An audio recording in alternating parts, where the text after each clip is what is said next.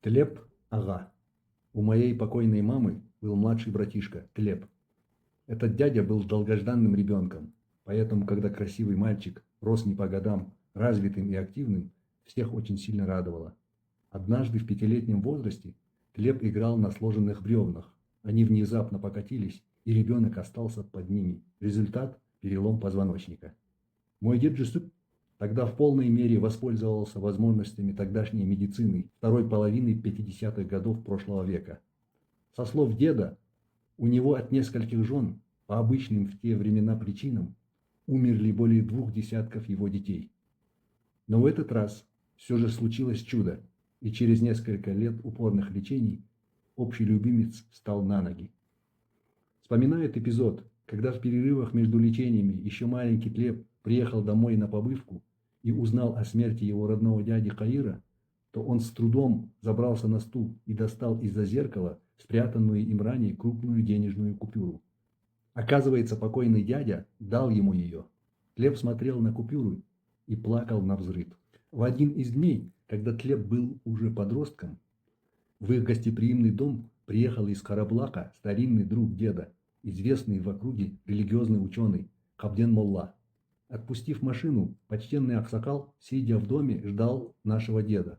Но узнав, что тот находится в гостях, затем еще у него есть планы также посетить дома, где лежат прикованные к постелям его больные родственники, Молле стало ясно о нескором возвращении друга. Поэтому начал расспрашивать сидящего с ним Тлепа о месте, где находится его отец. Тлеп объяснил, что это очень далеко, на окраине их огромного селения, в Чеченевке. Нынешний известный всем водителям международных грузовых фур, как Шашлыкград, знаменитый аул Кенесары, когда-то в советские времена назывался Жамантус, Ханский и Александровка. Так вот, во время Второй мировой войны туда были депортированы единоверцы-чечены, которых радушно приняли местные, в том числе и наш сердобольный дед.